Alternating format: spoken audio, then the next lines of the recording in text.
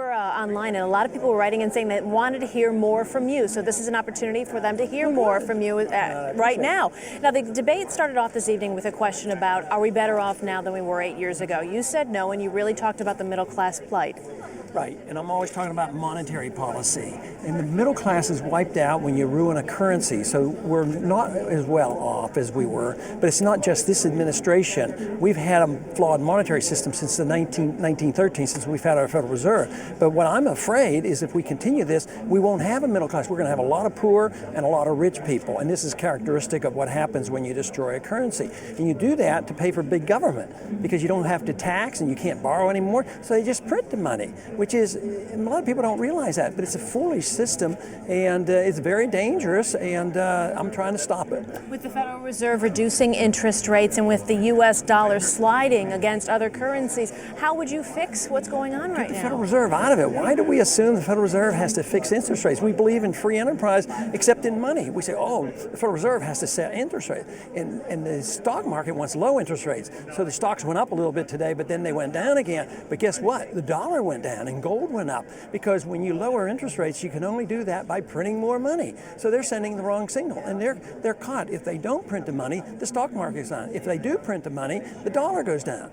And that's why we have to have sound money. We have to get the central bank out of central economic planning. Now, part of your platform is advocating for a fair tax. I think that's a very foreign concept to a lot of people. Boil it down to just a couple of concepts so people can understand why you believe a fair tax is the way to go. I don't advocate the fair tax. I'm for no tax. I'm for getting rid of the income tax, which the fair tax people also want. Mm-hmm. But I want to cut the spending so much that you don't have to have a sales tax. That's what the fair tax is. But it's not fair for everybody. So that's why I don't push it.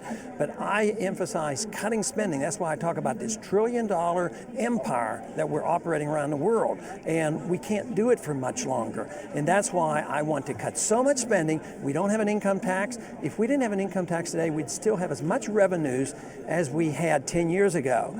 But you'd have to cut. If you just got rid of the income tax, your deficit would go up. That's why I want to cut a lot of spending. Well, when talking about money, you are competing with candidates right now who have much more money than you for the campaign trail. So how do you keep going? Well, right now, I think only Governor Romney has more money, because we've been very good at raising money. Where we get shortchanged so often is at the debates and the news in the evening.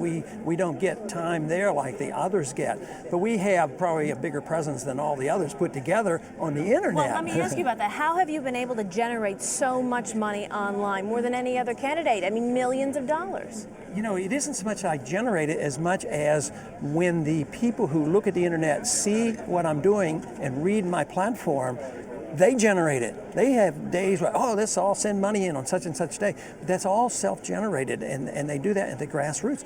And they're enthusiastic about what I talk about. Getting out of the war, a sound currency, no income tax, reduced spending, balanced budgets. And all of a sudden people, wow, they wake up and they said, we really haven't heard that. And they believe it when I talk about it. Somewhat at other times I hear people talk a little bit this way, but they haven't done anything about it. Then they go and check my voting record and they said, wow, he voted this way for 20 years. Let's talk about the war in Iraq for a moment. There was that pretty feisty exchange between John McCain and Mitt Romney this evening, squabbling. Mike Huckabee said he wasn't there to umpire a baseball session. What did you think of that exchange?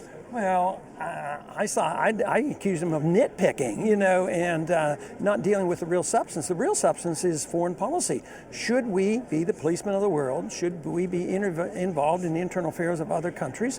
And my answer is no. That's what the founder said. Don't do it. There's no authority for it. It's bankrupting us.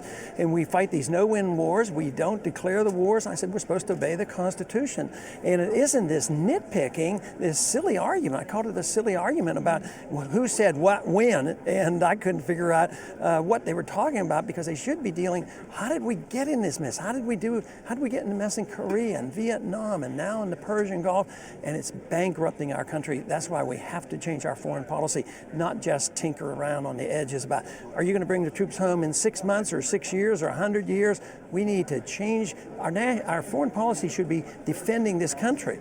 And the real great thing about the policy I'm talking about, it eliminates the cause because of a threat of terrorism. Because when we invade countries, this makes people mad. If somebody invaded us, we'd be pretty upset. So I say we would be much safer if we had the foreign policy of the founders of this country. With the pool of candidates dwindling today, with Rudy Giuliani dropping out, ending his bid for the White House, other people are wondering when maybe Mike Huckabee or Ron Paul will end their ambitions.